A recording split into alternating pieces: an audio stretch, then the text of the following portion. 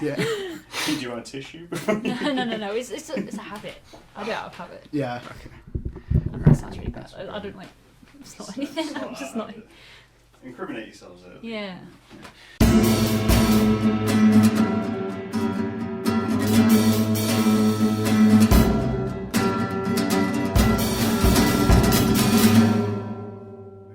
Welcome to Yellow and Concrete Podcast, guys. Hello. It's that simple. Good to be here. Yeah. Would you like to introduce yourselves so I don't do a terrible job of introducing you? I'm Daisy. I'm Owen. Oh, So we're from what are we called now? Access Creative We Events. changed it in Yeah, the new year. recently. We used to just be ACC, but then we realised that there's an events team in Norwich as well. I think it's Norwich. Yeah. So we changed it because it was like, oh. So the worst part of setting up anything nowadays is just trying to figure out a name. Yeah. Because Oh. everything, it's like, oh, I want this Twitter handle. No, I can't use that. Yeah. I want this bit. No, I can't use that. Yeah. We had one name that was like come up by one of our teachers, and everyone but him thought it was shit. And What was it? it was right at our college 404 yeah, we Productions. go to Access Creative College up the road, Yep. and for years there's been like the running joke of having really bad internet and it just always crashing. Right. And so he came up with the idea of 404 Productions. Okay. And we were like, oh, You said at first we were like, yeah, that's right, but then we went, do we really want the name to be about something bad about the college? when it has, especially when it has nothing to do with events. Yeah, I mean, I like it like as an idea, but yeah, I could see that down the line. But then we also found out that there was other people called 404 I think there Productions. is another like event company called Yeah. AC, but I think that's more ACE and not Access Yeah. Creative Events, so I sort of ignored it, didn't say anything. I know when we did our final year show at the uni, I wanted it to call it Results May Vary, and no one would let me have that. Yeah. I was like, we don't want to start on a negative. And I'm like, fair enough. I guess there is kind of the line between something a bit quirky and then something that's like, oh yeah, we're really bad, but like we're masking it with something else. Yes, that's fair. So what do you guys actually do, for anyone who doesn't know? We're a student event team at Access Creative. Excuse And me. we kind of got lucky because there's only 5 of us on the course. It's the event production course. Mm-hmm. So we basically function as a small team anyway, whether or not we had to form them. So Right. we got kind of lucky with that.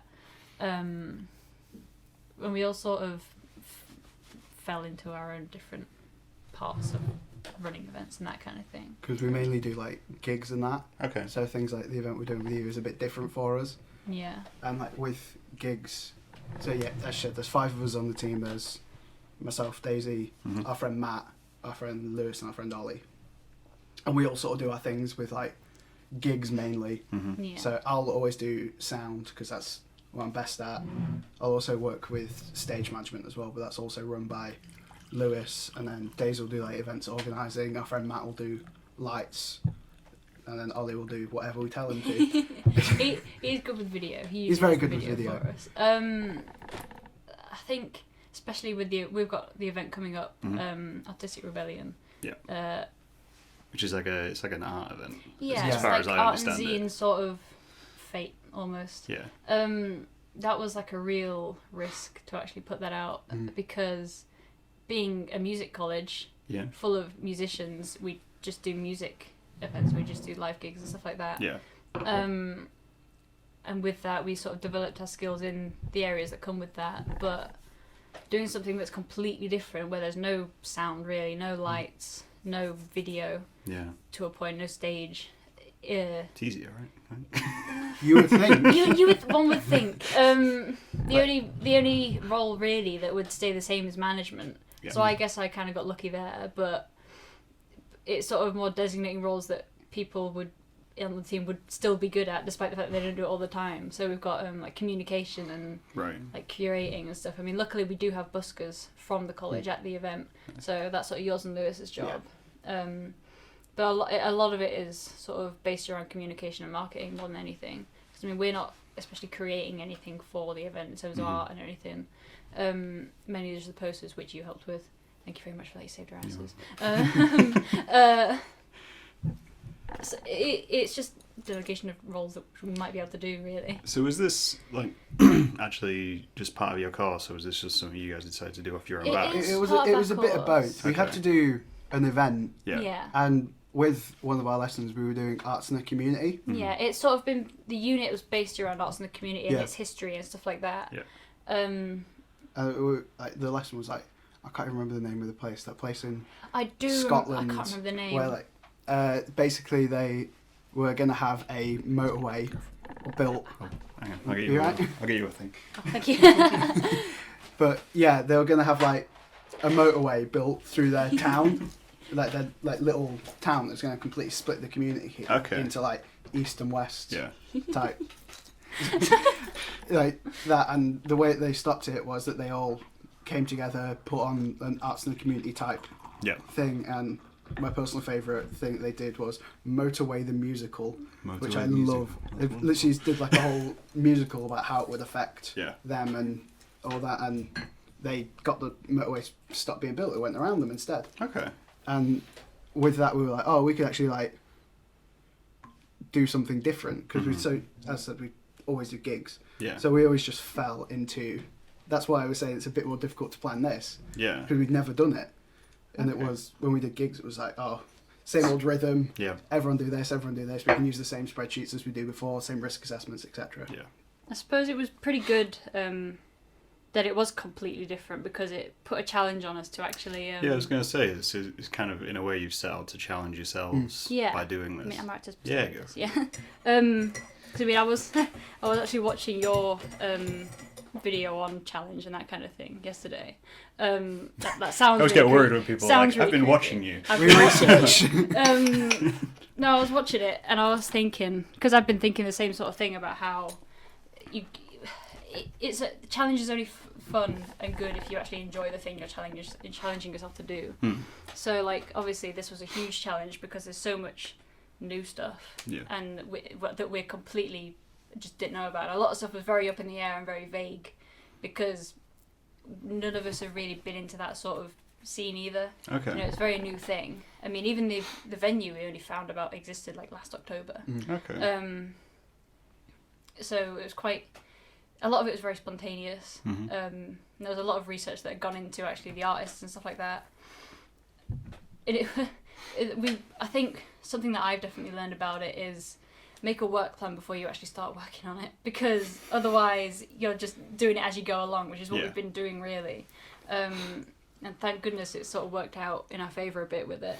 But it was sort of, we'd sort of planned who we kind of wanted to be involved with it and stuff before we came up with like the name and stuff like that. Like, so we had to put that on the back burner while we made the name, and then we contact you guys, and then obviously there were issues with communication that we had with some other people. So there were, obviously it's blips and stuff like that.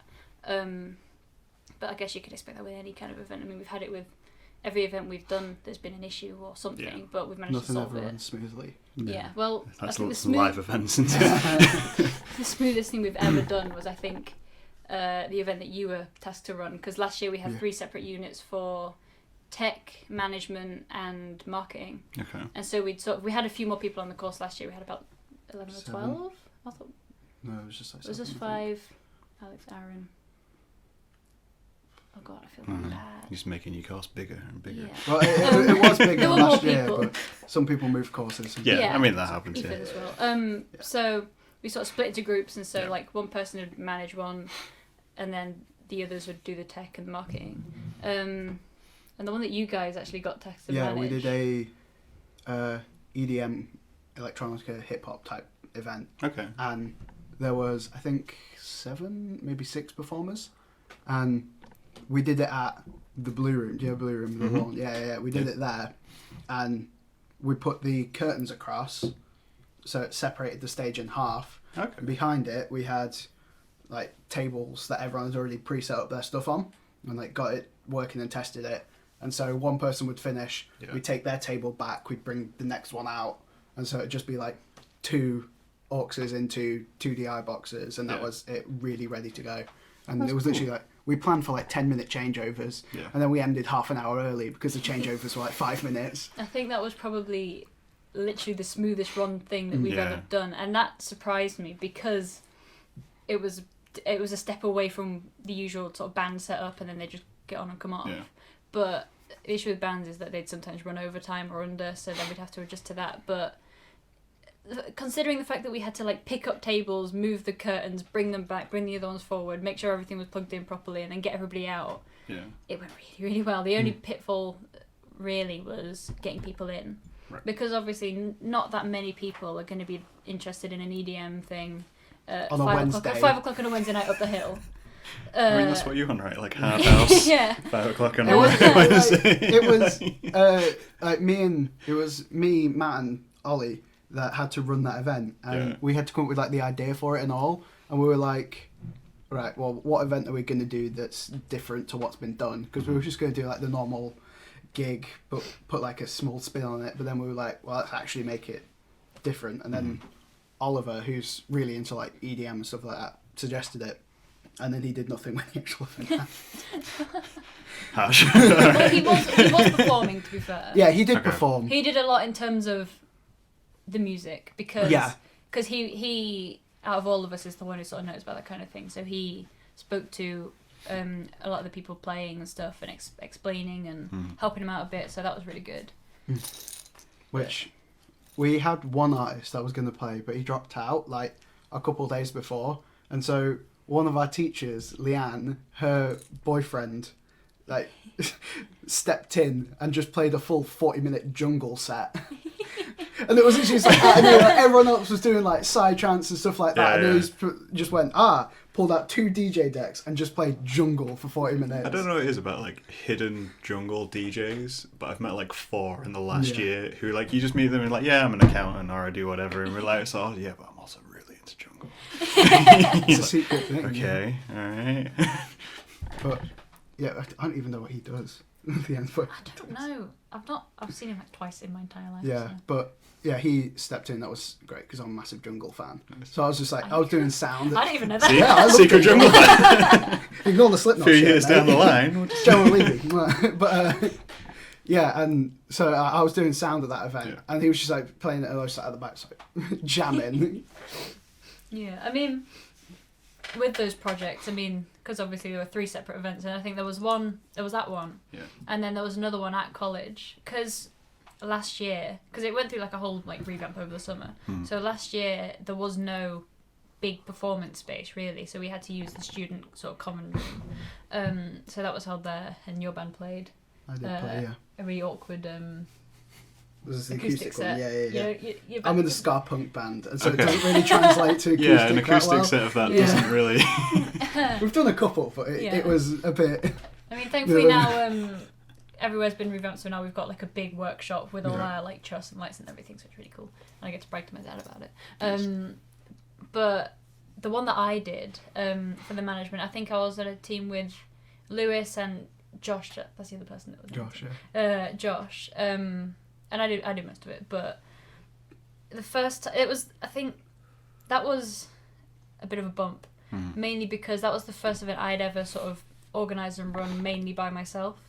And the first time that it ran, it got cancelled. So there was that. That was was- because like we have a full like truss set up with lights that we take there and we set up, and it was our first time setting it up to its full scale, which is full scale is 4 by 4 by 4 meters. Okay, yes, And that's, so- that's large. Yeah, it was our first time setting it up at that size, Yeah. and so obviously there was going to be Issues. some issues with it, and because Some. It was basically rigged we put entirely the wrong way around. and Yeah. all of the there was this like 6 plug like extension cables all daisy chained into one thing, and then Paul came and saw it, and we were already running like 2 hours late, and he was like, I'm gonna have to, there's no way, I'm gonna have to cancel it. So I took that a little bit hard just because I'd put all the work into it, but luckily we did it. When did we do it? we did it like 2 weeks later. It was like the 24th or something like that of February, because it was sort of branded as like a Valentine's thing, because it was on Valentine's Day, I think, or the day before. It was the day before. Yeah. So I think we kept the name and just wrote Take 2 underneath it, because we were like, there's not much we can change really. Just and gotta then own your mistake. but I mean, something good about it as well is I didn't, after the fact and after we redid it, I didn't see it as that big of a problem. It's hard to explain it. Even though the whole thing had got cancelled, even though I'd planned it all, I saw it more as something I can put in my evaluation to be like, oh yeah, so this happened, but now we know what to do next time or what not to do next time. Yeah. And we've learned how to like rig lights properly and stuff like that. So I saw it more as a positive than a negative, really. So I'm kind of curious, like, so you mentioned obviously you're in a band. Yeah. You a musician as well? No, I'm not. I play a bit of ukulele, but I don't. Why go into events Well, Well, rather here's than- the thing. rather than like music We production didn't or? choose to. well, I've always been into like sound. I've always Right. wanted to do live engineering and recording, etc. And I do that now at college. Mhm. But when we joined on a sound engineering course, Okay. which we did the first year of, and then the second year of it got cancelled. Right. And instead, our tutor was like, you have an option. You either go to music production Mhm. or you go to events management. Right. Which, for me, it was like, because I just liked doing sound at the time, and I just wanted to do sound, Yeah. and both of them were just as like close and far away from doing what I wanted, because Yeah. I either did live sound or I did studio stuff, Mhm. and that was pretty much my choices. And I was like, I'll probably be more employable by the end of it and understand a lot more of the inner workings of it Yeah. if I do events management instead. I mean, I was pretty mad at it at first because Yeah, we all were. Well, yeah, you would be. because in our first year when we did sound engineering,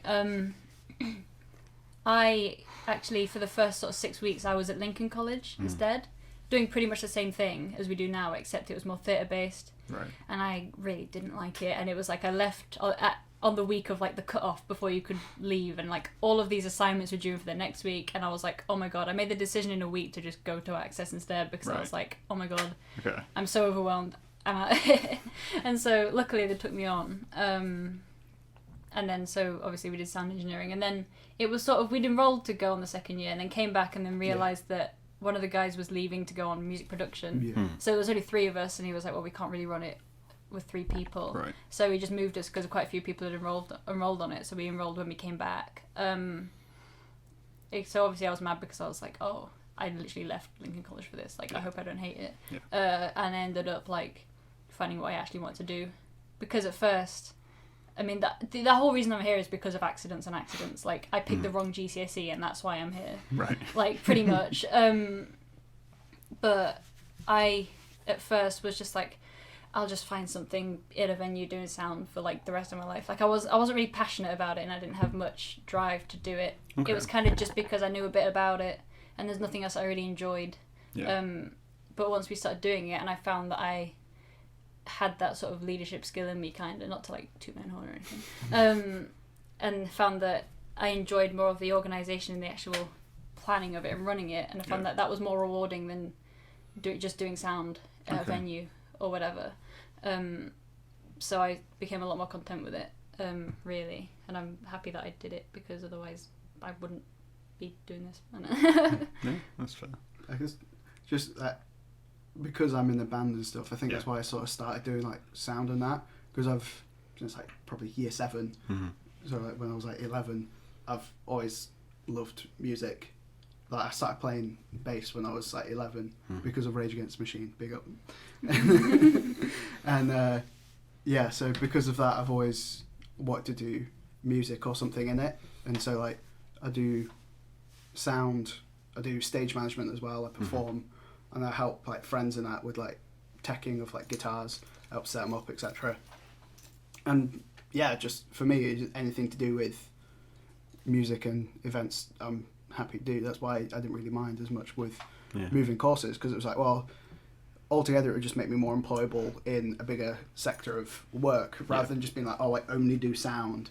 Now it's like, oh, I can do stage management, I can do a risk assessment for you, etc., all that stuff. It's definitely kind of jack of all trades kind of situation. Yeah, master of none. If you have like your foot in like management and lights and sound and marketing and all this and like video and all that sort of thing, then people could look at it and be like, oh, they can do all this stuff. It might be a little bit better just in case we need them, rather than someone's like, I only do sound, I don't know how to do anything else. Yeah.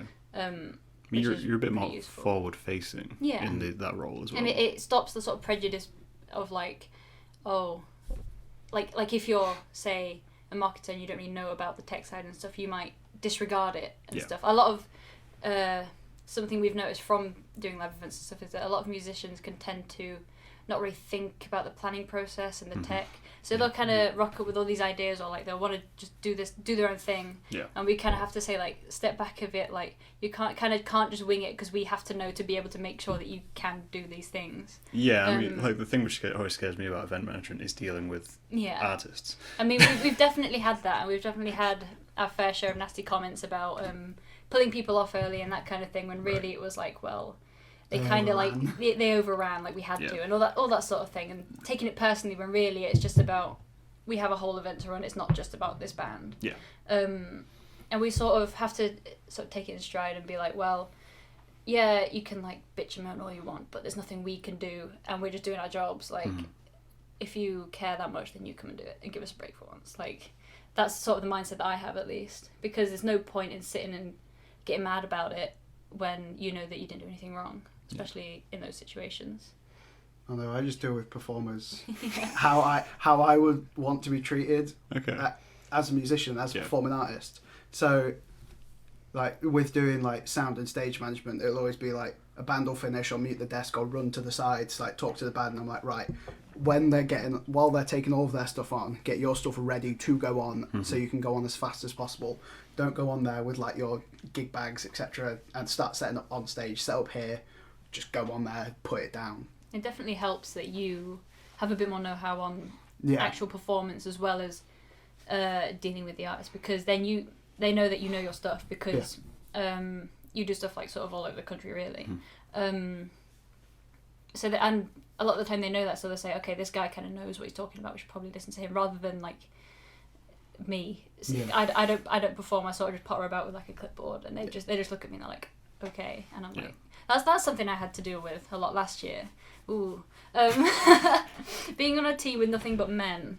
And previously having no leadership roles can be a bit of a challenge. So I really had to tell people to shut up and listen to what I was saying a lot. You included. You're not exempt. Oh no, you're not exempt. I wasn't as bad, but I was still. You weren't as bad, but I said to tell you to shut up a few times, so you'd be sulking for the rest of the lesson. But that was definitely something that I had to deal with now and then. But it was encouraging. I mean, Leanna, sort of management tutor, was quite encouraging with it, and she'd say like, it is good that you're doing this, but maybe don't be so mean to them. But I was, because at first I had to be kind of mean for you guys to listen to me, and then I kind of didn't really think about it once you guys did start listening to me, so I still kept being mean. I try not to be as mean to you guys now, because I don't really have to anymore.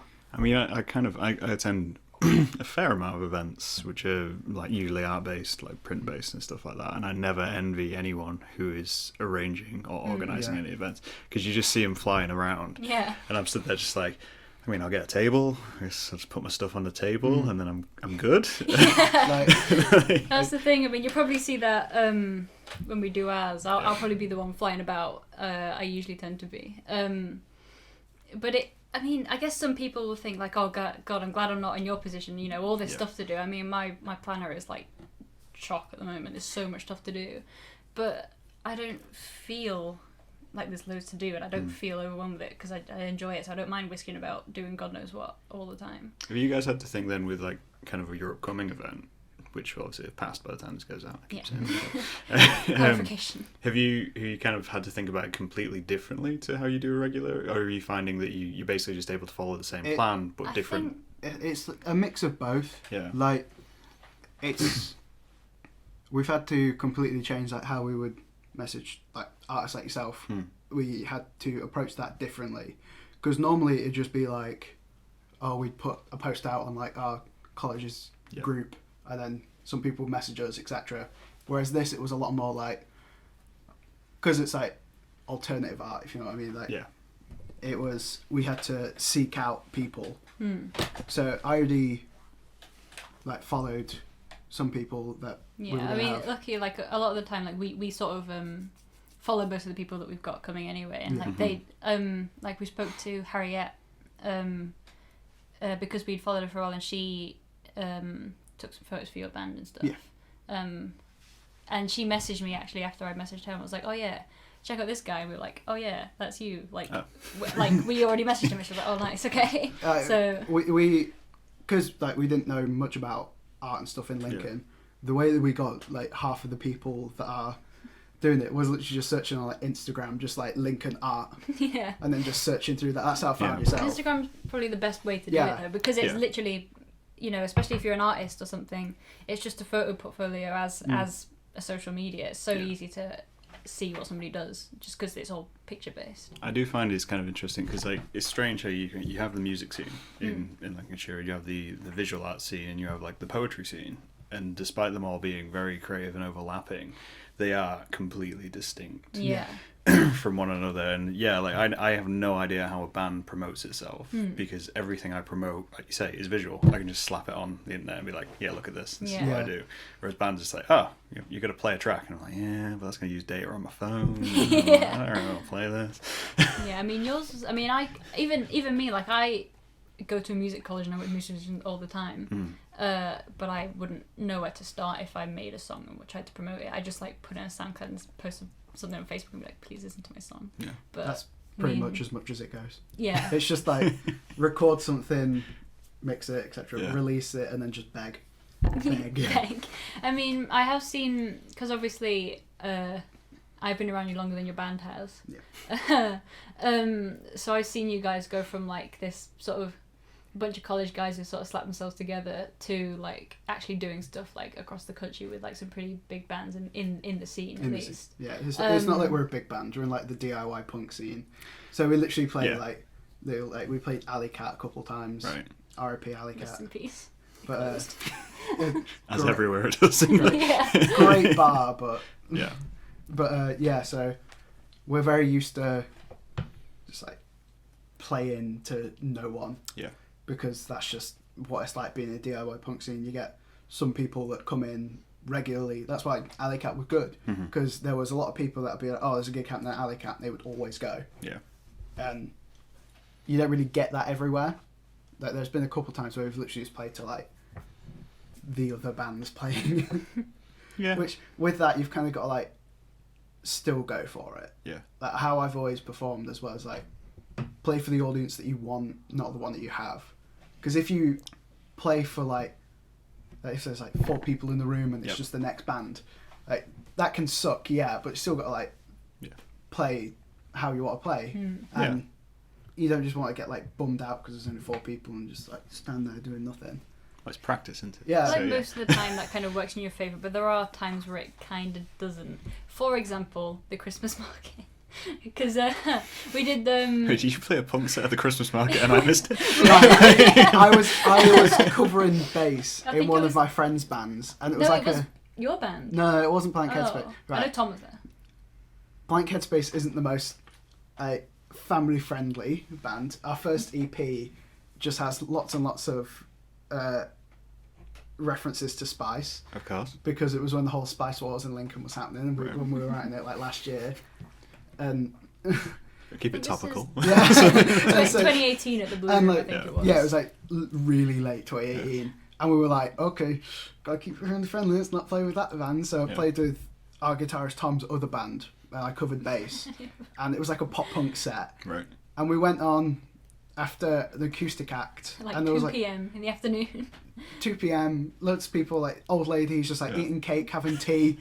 We go on, play like 2 songs, entire room empties. Oh, wow. I distinctly remember That's almost impressive. turning around before you started, seeing all these people, all these sort of older people hanging out doing their own thing, turning, watching your set, it finishing, turning around, and it only being the teachers. Wow. And like the rest of us. And And, then- I was like, okay. It's not even like we were subtle with it. Yeah. Like, my friend Tom, at the time, he had a mohawk, like Right. a big green mohawk.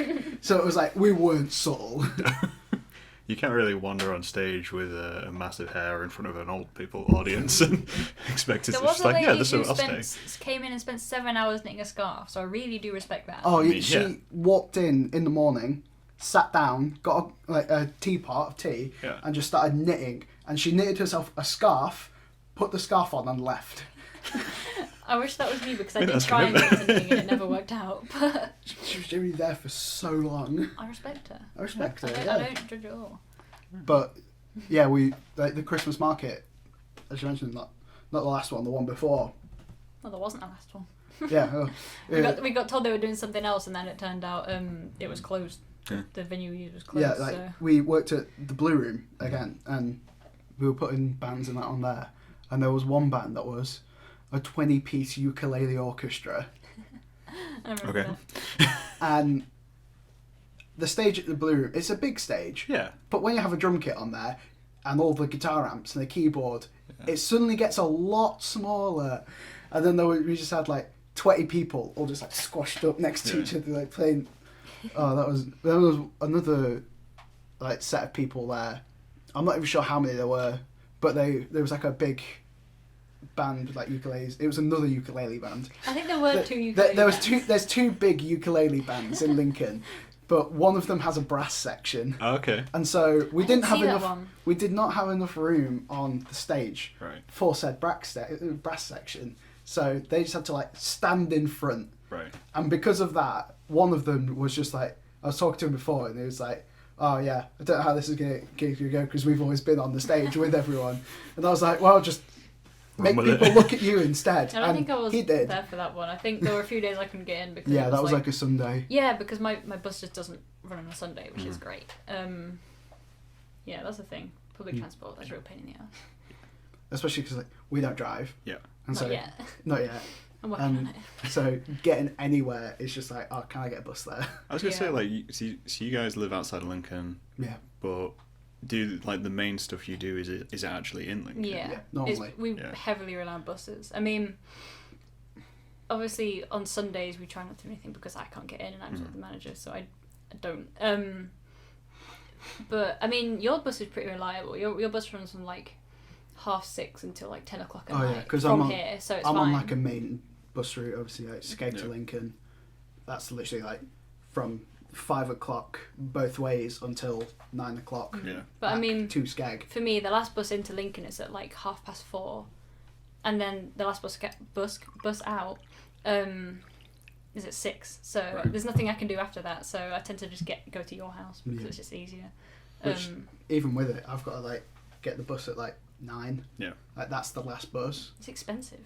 Buses Yeah. are Isn't it? expensive when you So- have to use them all the time. We always have to like end gigs at like 8, Right. and then just like pack up as much as we can in like half an hour, and now I've Yeah. just got to go. I've got to go. Hightail it to a Yeah, I've bus. just got to Yeah. run because obviously like, we're normally working at like the Blue Room. Yeah, yeah. So you got to come Which- all the way down the hill. Yeah, I've got to come all the way down the hill, which it's not that far, Oh, it but kills your feet though. it hurts. It's fine on the way up, but when you're coming down, because you're slamming your feet on the Yeah. floor because it's so steep, it Yeah. hurts. I'm just going to ask, because it's something which kind of came up with previous guests who are musicians. How do you finding venues in Lincoln? Well, there's a handful that I know of, and I've been to gigs and that and played.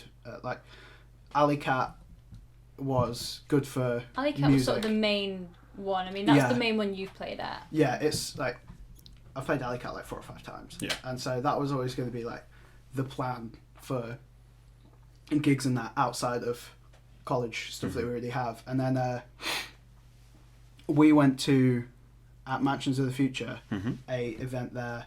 It was the same day as Zine Punk Fest. Aesthetics and Sexualities, I think it was Yeah. called. Oh, yeah, I It was, remember that. Yeah, Punk Scholars Network, I Yeah. think, who did it. And like that's how we found it, which I found because there was a band that played called Kermes, which we'd seen a year before at Alley Cat, Right. and we'd started following, and they posted the picture up on their Instagram, and I was like, oh, Lincoln. So I sent it to you, and that's how we found it. And then we were talking to some of the people there from Punk Scholars Network, and they were like, oh yeah, it's free to book. It's completely accessible by everyone. Like, have you been to? Yeah, I've Well, done a you couple of know, things yeah. in Manchester. The massive ramp room. Yes. It's cool. The whole thing is one of the most accessible places, Yeah. and that was partly the reason that Yeah. we chose it because everything is a ramp away. I can't remember if there is a step to get in the front door, though. Something in my heart tells me that there is, I but think I'm there not is. sure. Because that would be a bit... Self-defeating. Yeah. But, yeah, I mean, we spoke to the lady who runs Zine Fest, Lou, as well. She's going to be at our event doing like a workshop and stuff, and Shan's going to be there too. Because she actually mentioned that she spoke to you at the weekend about about this. So, Yeah, a lot like bands, you find that if anyone illustrates, you know everyone else who illustrates. yeah. So we got kind of lucky going there because we're kind of lucky because it's right by the train station and the bus station as well. So that's why we're sort of planning on flyering, because we're just going to send some people out to like the train station and stuff and get them to fly, and hopefully people will say, oh, it's right there, let's pop in, because we're like fingers crossing for the marketing because it's never really been our strong point. Okay. As is shown from like previous things that we've done with college. The EDM gig. Yeah. Inevitably. Yeah.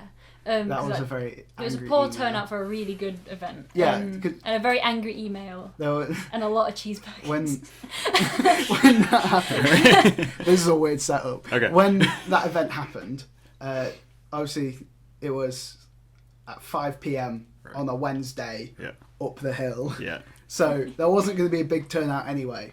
And then I can't remember who was doing the marketing. But Me. Was it you? And I was awful at it. They didn't market very well.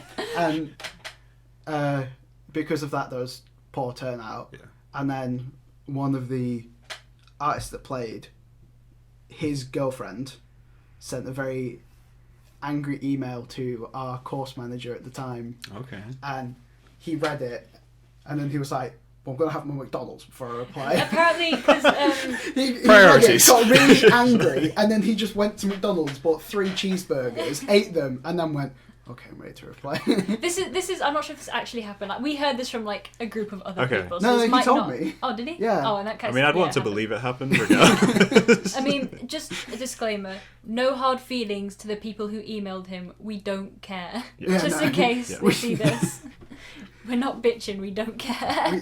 we don't care. It was just a bit of a giggle at the time. Yeah. Because it was just like, well, do you want to market it? Yeah. Yeah. I mean, that's we've said that a lot. Just would you like to come and do it? Yeah. Mm. Because I mean, Especially on first year. we've definitely been called incompetent Right. by people's parents, Okay. but. But that's we were parents. like, Parents are well, always what do you want harsher us to than they do? need Like, be. we're first year Yeah. students, so what do you want us to do about it? You're learning as yeah. you go. Yeah, exactly. Like, you can't just be mad at us. Like, it's not like we're doing it for 20 years. Yeah. You know what I mean? I think, I don't know if it's maybe my personal opinion, I feel like it's easier to advertise like an art event because you have access to so many visuals. Like when you guys hit me up for posters or something like that, you've got all your artists, so you can just go, here's their work, you know, go see their work, and then you can show it off and kind That's of. the thing. I mean, we've definitely, especially with making posters, like when we make posters and stuff, to do one for a music event, because there's not really any visuals that come along with that until you've actually done it. Yeah. Apart from maybe a band logo. Yeah, you've got to really sort of scour for like plan out like a colour scheme and like what kind of imagery and fonts and things like that you'd like to use that might portray some sense of what the event's going to be like and what the music's going to be like. Yeah.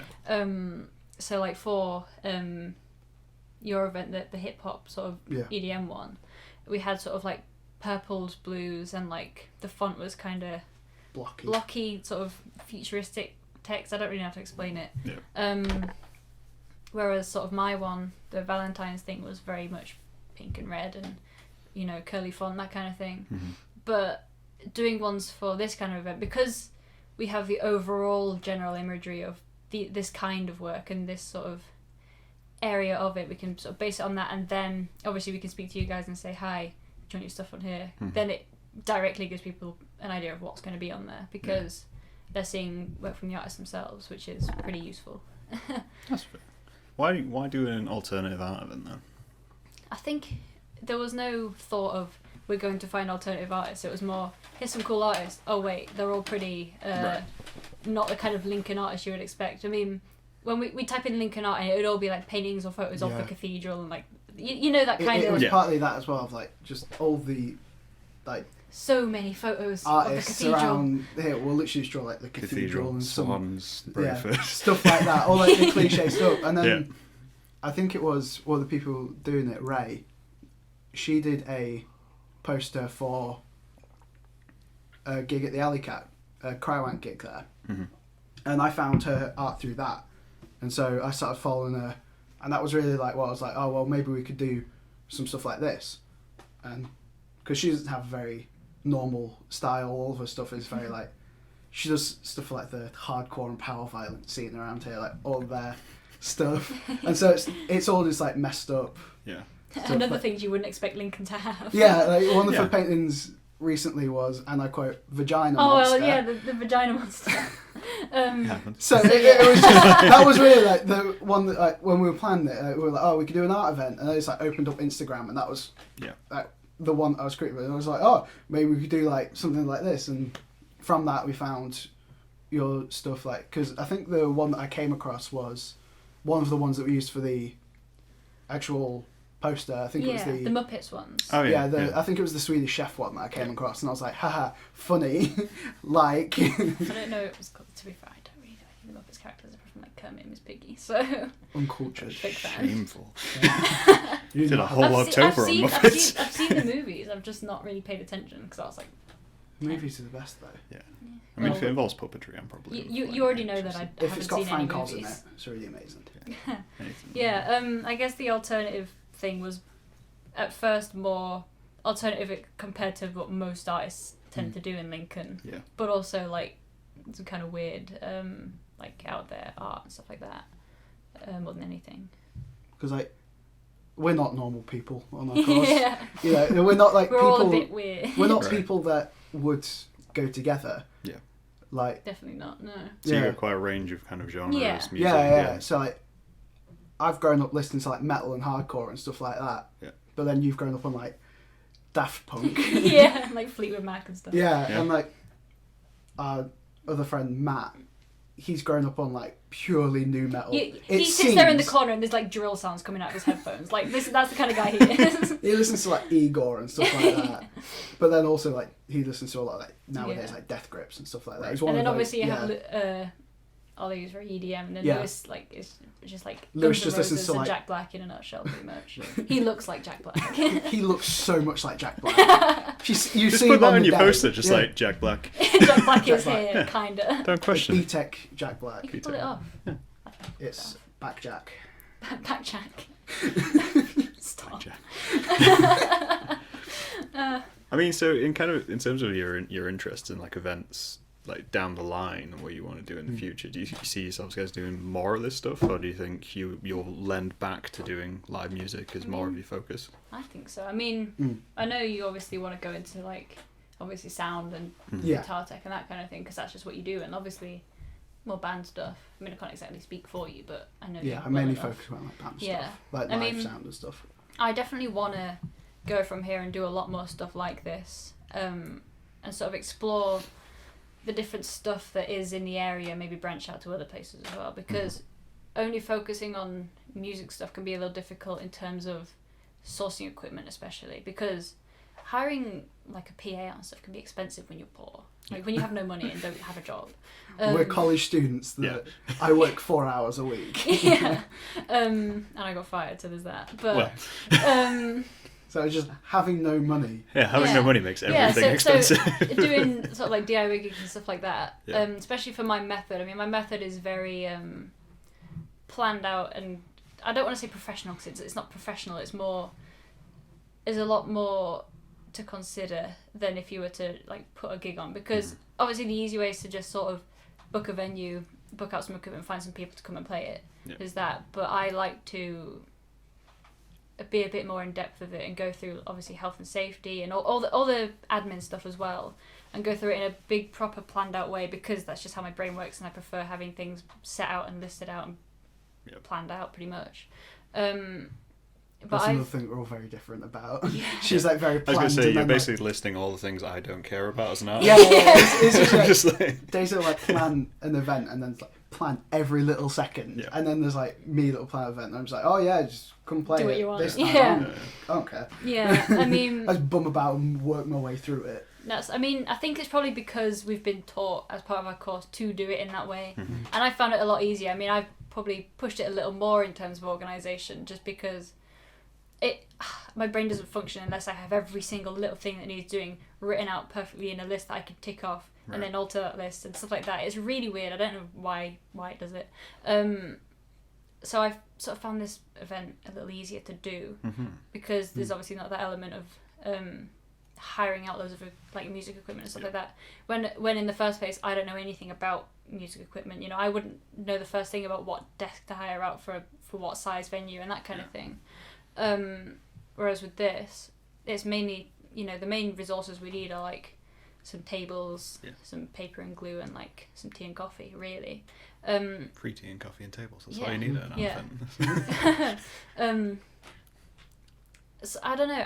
I'd like to branch out and do it more because I find it a really interesting sort of scene to look at. And I'm getting a bit sick of music at the moment. Just because we've done it for like 3 years straight. Yeah. You think you're sick of music? You're not playing gigs. Yeah, that's on you. That's It's not your my life problem. choices. Yeah. You did this to yourself. I definitely see myself doing more stuff like this in Lincoln and trying to network a bit better because I don't really know many people outside of college, apart from like you guys now, obviously.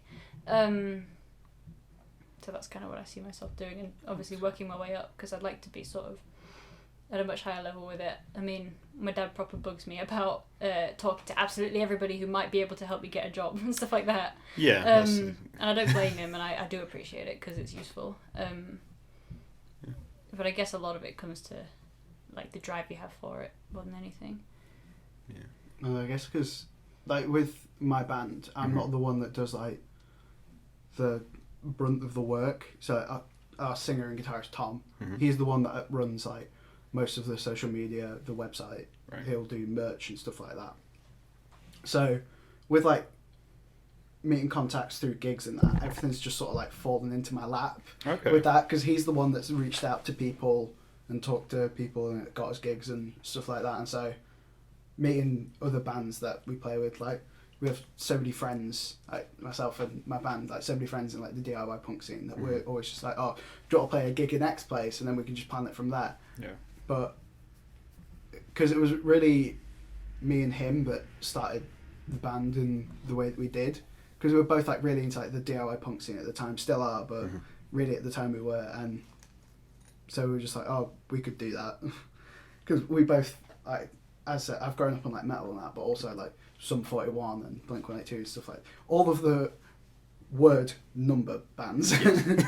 As was the trend in the early 2000s. In like the 90s and 2000s. Yeah. I think it's good that, I mean, something that I've definitely learned is that like there is no way to look at you and judge the exact kind of music you listen to. There is no way, because you look at him and you think like some hardcore kid, like Slipknot t-shirt, Vans, condom beanie. This man listens to Neil Diamond. Yeah. And like pirate Diamond. music. I call it pirate music. It's really just like folk, but it sounds like folk pirate music. I listened to like Levelers and that, and they played Levelers once, and there was an accordion in it, and she just goes, "Why are you listening to pirate music?" It sounds like sea shanties. That's what it sounds But like. then they just played her like Ailstorm instead, and I was like, "This is pirate music." Love pirate music. Love it.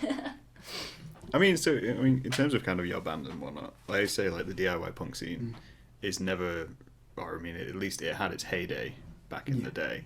So do you ever see it going like bigger? Well, there are a couple bands in it that are like putting on like real big events. Yeah. Like there is a band called Wonk Unit, and the mastermind behind it, Alex Wonk, he has a festival that he runs every year in like July called Wonk Fest. Okay. And he'll basically just like, through all of the gigs that he'll go to in a year, he'll just find his favourite bands and just book them for that. And he'll do like, I can't remember what venue it is, but it's somewhere, I think in South London. And it's like a big venue. It's like a 1,000 cap room, which is massive, and it'll always sell out. Yeah. Like, people will travel from like Glasgow just to go to it. And yeah, but then there's also like Manchester Punk Festival, which is run by the owners of TNS Records, Tim and I can't remember his name. I think it's Alan. Something beginning with an A. Alan. No, isn't Tim Bevington is, but he's also a photographer, and then the other person who I can't remember the name of. I'm sorry. I know him as well. Like he's a mate. I'm just totally blanking his name. But, I did the same earlier. It's fine. yeah, but like they run Manchester Punk Festival, which is like the competitor to Rebellion Festival, which is run by, I think, people that have some link to like Live Nation. Like that's a real festival where they'll get like real big headliners, as opposed to a fake festival. Well, you know, like my band is also playing the festival on the same day as our event that you can't go to. I can't go to because otherwise you'll like fail the course. And it's like our guitarist's festival. It was for his birthday, and then it was it started last year because it was like his birthday was on a Saturday, and we were like, oh, festival, and we put that on. But that's what I mean, like that is a festival, but it's not like comparable to a festival. Well, I mean, it's only on its second year. Yeah, like Rebellion's been going for I don't even know how long, and that's like, I think they always sell. It's a 5-day festival, I think. So they always sell out. There'll be a headliner each night. That's in Blackpool Rebellion, and massive venues across Blackpool, etc. And Manchester Punk Festival's the same, like massive venues and stuff like that. But then they'll still do like the little venues in Manchester. So is it sort of like a citywide festival sort of thing? Well, not necessarily citywide, but like the you venues know are like I mean. close to each other. But so like a multiple venue. Yeah. In this, okay. Kind of like Slam Dunk. But... Yeah, I was gonna say kind of similar to 2Q because that's what they have in Lincoln. Yeah. Which we worked. That's you the worked. point. Yeah. It's because of Leanne. She got us in on it. We're very grateful for that. And it was only us two that did it, I think, because Matt couldn't because he was like on a that child. course, yeah. Yeah. And at first we went at home. And worked there with I can't remember the stage manager's name. I feel really bad for it. Was that Alex? I don't know. Something like that. And we worked there for a little bit. Realised how tiny the backstage is. Yeah. It's literally like you come up all of the stairs. Oh, is this on the 3rd floor of home? I have no idea. It's the main room It's of the home. first and only time I've ever been It's in not there. the loft. The loft is the very top room. Yeah, because I've the been in one there, but under I've never been on any that. of the floor. So obviously you come in, and then you go up a set of steps, and then another set of steps, then another, and then the backstage is only sort of from the end of that cabinet to like here maybe. Okay. And it's all just like LED screens, so it's really warm. Yeah. And it's really cramped, and so it was like all these artists were coming in with all their stuff and just like piling up, and we had to sort of set this system of like put your stuff at the back and then move it forward with each band that leaves. Yeah. That kind of deal. It was literally like we had 2 rows of it, one each side, and so this was the next band on stuff, and then that was the band that's just come on, or the one that's just gone on, yeah. So they'd take their stuff on, they'd put their stuff there, and there was a door, like right next to where they take all their stuff, so they drop out there, and then it would all move forward. Next band will come in, etc. I had to tell a man off when I was backstage, because there was backstage, there's like another door that goes into the loft. Okay. Yeah. Up like a little stair. It was only like a little double doors, and I'd gone in and out because I'd had to go and get something or like see somebody. And then this random man just walked in.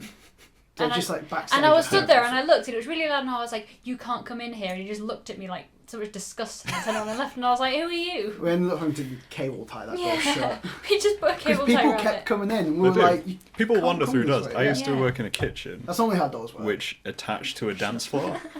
Yeah. And like at night it would become a dance floor, so I'd be cleaning down the kitchen. The amount of people who just wander into a kitchen from a dance floor. Yeah. I'm like, what are you doing? Yeah, it was like he just walked in, and I was like, "Who are you? Go away!" And he was Yeah. like, "Oh," and I only assumed he was like not working there because he had a pint. Right. So we were like, "Well, you can't be part of one of us guys. There's only 3 of us, and we're all like children." Right. We're all over 18. Yeah, Yeah. but compared to like some older guys. Yeah. we can go. And then we dipped for like 3 hours because they forgot to make my kebab at the kebab shop. I won't name the place, but you also like accidentally stole a pizza. I'm not allowed to go back. Okay. Yeah. Because... Well, they haven't said that. You just don't want to. Yeah, You still want that conversation. I don't want to like, go in there and they recognise me and they'd be like, "You didn't pay last time." It wasn't your fault. You didn't realise Yeah, until we... went in there, ordered a pizza, put my card in, Yeah. scanned it, ate my pizza, left. The Right. fact that you took I mean, you time to stayed and ate a eat it. pizza Right, without yeah, I getting stayed charged. in That's there. their They fault. didn't stop me. And then I got a notification on my phone saying that my card was rejected there. And so my card was just like rejected and they didn't care. Yeah. So it was No, just like... It's like, what, 3 quid to them for that pizza?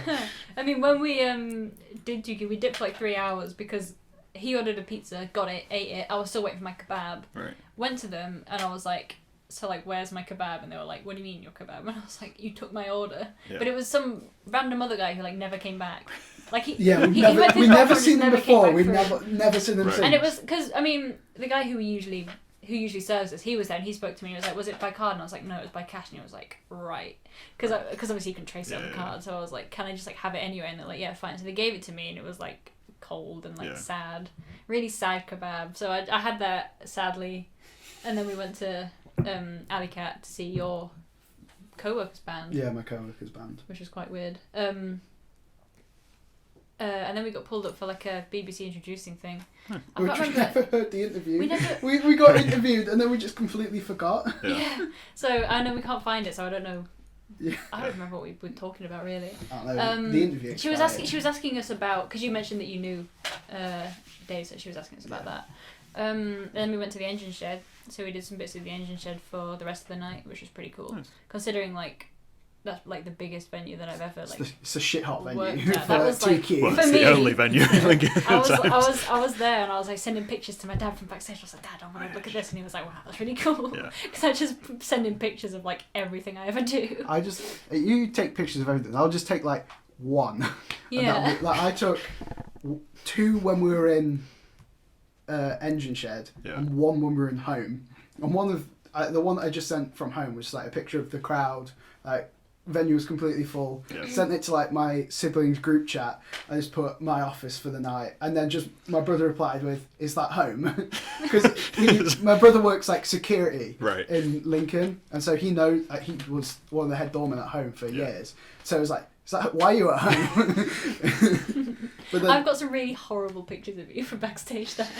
Because you were pulling this face and it was blurry, so you were just like this horrible monster, and it was really scary. I think there was only like 3 pictures of me taken, and all of them were just like me picking up a guitar cap. Yeah, or you like doing some stupid bullshit like you usually do in photos. There's no nice photos of you. No, I mean, no one ever gets nice photos when you're working. Yeah. Not even just when I'm working. I do remember thinking about how we probably could have done the lights a bit better at the engine shed. Like, it sound like a bit of a dick saying that, but I mean, the colour bands were really wonky, and cable management wasn't the best. I mean, if you're in the audience, you don't notice these things. You don't notice, but... You're half-cut, just like here. I do know the lighting engineer at engine telling shed. me he's not good. I will. I don't mean that, I'm sorry. Luke is a nice guy. Yeah. From everything's good to just fuck this I've guy. it's nice. I'm allowed to say fuck Luke because I've known him all my life. Yeah. No, it was mainly just I was looking and I was like, oh, those cables are like, they look like a nightmare to untangle, so I was sitting there like complaining. And then they brought down like a flown truss and the moving heads are like this big compared to our little... Yeah, right. So we have like, not necessarily entry level, but full lights, entry level stuff. Yeah. And they're still like 500 quid. But This industry's expensive. our colour, our moving heads even are like maybe that big on the base and then like that tall. Yeah. They're not that tall, they're like that tall. Anyway, This is a but podcast. they brought theirs down, and it was probably like a bit smaller than this table. Yeah. It was ridiculous. We were just like, fucking hell. Yeah. And I was messaging Luke the day after, and he was like, oh yeah, those are a couple grand each. I was just like, imagine having that much money. I've been through that with film equipment and lights and stuff. And you start filming, you go through uni, and you're like, yeah, I've got these cameras, and it gets bigger and bigger and bigger. And then you go to a set, and you're like, cool. So there's a car, which is having to carry that camera around because no one else can lift it. And I'm like, amateur level. So I mean, you guys mentioned 2Q, engine shed, and stuff like that. I mean, we'll round this out. What kind of stuff do you want to see, like, or what do you want to do in Lincoln for the next year or so? I mean, you got 2020 to go. Definitely the same kind of stuff. I'd like to do it again, and maybe check out some of the other venues, or maybe even go back to Engine Shed, because I mean, we kind of got told to get out of the way towards the end because the headliner came on and we were just like bumming. The headliner had all like their own because obviously crew. not like because of them, but when you have your own functioning team at a venue, you go into that routine and you go into that work mindset, so you're not used to having these other people you have to kind of look after through it and tell them what to do all the time and that kind of thing. So like, look guys, no hard feelings, we kind of need to like snap into this. So they were obviously just doing stuff automatically while we were just like stood there what do you want us watching to them do? Yeah. So we sort of left and then just like went home after that. But we did run into Leanne. She was like rather drunk outside of Mecca. So that was that. But in future, I'd definitely like to do it again.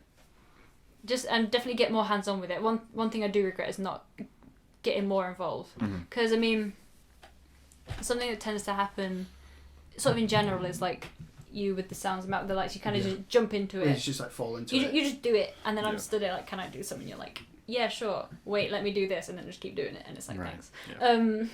Becomes no quicker hard to do feelings. it. I would like to get a bit more involved and ask more questions, because I felt really annoying asking questions, but sometimes you have to feel annoying to learn anything.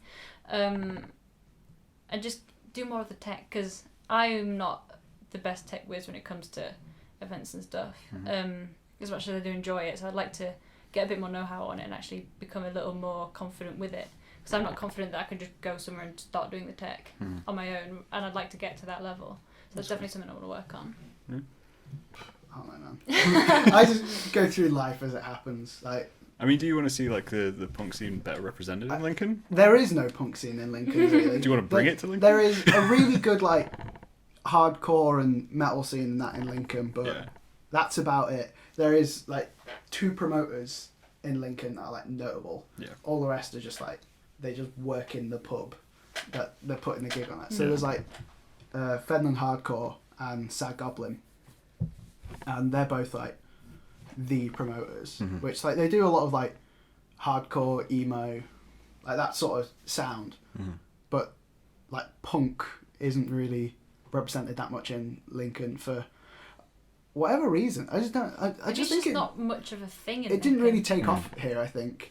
I mean, Lincoln's very conservative as a place. So I mean, like even with like artwork and stuff, like you say, the face of Lincoln is landscape paintings and cathedral paintings and photographs of the Brayford. So the most, I mean, you think Lincoln, you think the cathedral and the castle and stuff like that, and the Brayford. You don't think of the individual scenes within it. Whereas if I were to think Nottingham, I would think those kind of scenes. So I think we've sort of been held back a little with the placement, not just because it's a pretty small city to be in, and pretty in the middle of nowhere compared to other places, but it has that sort of overarching imagery that people think of already. So to change that it's, I wouldn't say impossible, but it's very difficult. You can't really take away from the cathedral and say, oh yeah, check out these punk guys. I mean, do you guys want that challenge though? I guess is the it's question. Definitely a challenge. I would like to see a lot more diversity in terms of the kind of stuff that goes on here. It's all very like stereotypical city stuff, I'm sure, as you know, around here. Yeah, I mean, we spoke about it recently. I can't remember if it was Tommy we were speaking to, I'm not sure. Talking about how Lincoln has always been very industrial. So obviously a lot of factories and that kind of thing, and big businesses coming in, but it's been shifting recently more into the arts and that kind of thing. There's been a lot more stuff to do with that coming into Lincoln. So I think to be going into the industry whilst that's happening is a real advantage, because then we can push that a bit more. We can start doing stuff like that and not have to worry too much about it being completely new, because it's already being introduced, which I think is a little bit of an advantage with the event as well, because if all goes well, fingers crossed, it could help to further that a little, which is kind of what we're hoping as well. The whole idea is to promote the local art scene and that kind of thing. We're doing it at Matches to the Future as well, which is, I think they said it was council funded for 3 years. Yeah. And this year is their last year. Yeah. That they're closing up in, I think they said October. Yeah, which October is time. Really sad that like they've sort of like peaked now. I think they're hoping that the next people to take on the building will do something similar, rather than just turn into like another office building. Yeah. Because that is the risk when creators move out of a building. There is the risk that someone will come in and just take it over as like office or business or whatever. And it's like, nobody wants that. I mean, people want something more interesting that they can go and see. I think that building as well, I mean, prior to them was just empty anyway. Yeah. It's like, because you've got that hotel next door, which is derelict. Yeah, it's all, I mean, I think it's like a massive building, but they said there's the smaller one which we're using, and then the building next door is also them, but it's kind of more corporate based. I think they definitely could use that space a lot better in terms of creative stuff. I think that would really help. But yeah, I would like to see a lot more moving away from the general sort of conservative business sort of side of Lincoln and that sort of idea of it, and into it. It's weird to describe, but a lot more younger people are coming from other places into Lincoln, and with them they're bringing these things from other cities and other places, which could be really beneficial to Lincoln and not just the same set idea of what we have here. I mean, I'd say it's kind of the way to say it is, I look at kind of your generations as the ones who, if you come in and do it from early on, like from your age, and keep it going, and that's always the challenge. Like, I've been through uni, I've seen this essentially this cycle go 3 times or so. But it's like you say, Manchester's Future is there for 3 years, disappears. Yeah. Yeah. You know, if something comes along, disappears. I think Frequency Festival, Digital Arts Festival is the only one which is like consistent. Yeah. So if you can come in fairly early on with that challenge in mind and think, I'm going to stay here 5-6 years, do something long term, Yeah. you'll benefit much You more. definitely need more long term, because a lot of the stuff, I mean, they're even talking about getting rid of the usher, making it like, Yeah. who cares about a wedding venue when you've got an art gallery with so much amazing stuff around it? It's with Usher as well. It's like there is amazing art inside it, but then it's just like nice. There's plants nice and all that. place It's just to a whole be. nice place to be. But- Like, it's free to go in as well. So like, if you're just there chilling, you can just be just go in Usher for 10 minutes. Yeah. Even if I've been there a couple of times, but I still just like want to go in there again. Yeah. Because they're still just like it's just a great place to be. It is a shame when everything that comes that's new and exciting then goes. Yeah. And then goes somewhere else, to like a bigger city. That's another issue with being a small city. Yeah. You know, as cool as Lincoln is, it's a small city, so people will come to start out, and then once they progress a bit, they'll go somewhere else. They'll go to Nottingham or even London. It's a And uni so city. yeah, Come, it's a learn uni what you city, want, and and that's then it. they'll They'll come for go- uni, and then yeah. they sort off. They'll come for however long their course is, Yeah. go back to wherever, and then Then like, move away. but then there's like people like that are our age that are like just getting their first like house share outside, which will always be Lincoln. Yeah. But then after like maybe 2 years of living here, they'll move somewhere else. So it's sort of like the age demographic in Lincoln always seems to be like up to like 18 to 25, and then 30 plus. It's like the people that have just bought a house. You hit 23 to 26 and you're like, you know what, I should probably get out of Lincoln. Just get out of Yeah. Lincoln. You know, finished with what I'm doing. But then people like come back because Yeah. It's cheap It's to a live shame. there. yeah, it's cheap. I think it depends. I mean, we obviously come from places where you don't have all the stuff that a city has. Yeah. I mean, especially me. I mean, I live in like a little village in the middle of nowhere. Yeah. So the thought of moving to Lincoln in the next few years, even though I've been coming for the past few years, it is a quite exciting idea because there's so much in Lincoln that I don't have. Yeah. You're right. There's obviously that thought, but also like I have to think, am I going to get sick of it after a few years? Because I don't want to like start buying something or start renting and then get sick of it. I guess it's that fear of wasting money more than anything. I mean, obviously because not everybody has like a bunch of money they can just do stuff with. Yeah. So you don't want to waste money on something if it turns out to not be the right decision, but sometimes you kind of have to figure it out. Go take that risk. I mean, I think I'd probably move to Lincoln and then just like go find a house in like Yeah. the middle of nowhere and just live there until I'm like dead. It's a good. That's why like the demographic is like up to like 25. Cause it's like it's a good halfway place. It's good to like. It can be your first flat out, and then you can move to like Nottingham or like a big city or get an actual house somewhere. Like, yeah. Yeah. My neighbours being my neighbours. As such, I mean, they're students as well, but Oh, Yeah. different kind of students. yeah. No, I think we'll call that as a nice place to round out. Yeah. Let's say thank you for coming, guys. Thank you very much No for having worries. us. Good luck with the event, which will have happened. But yeah, It will have happened. Yeah. Yes.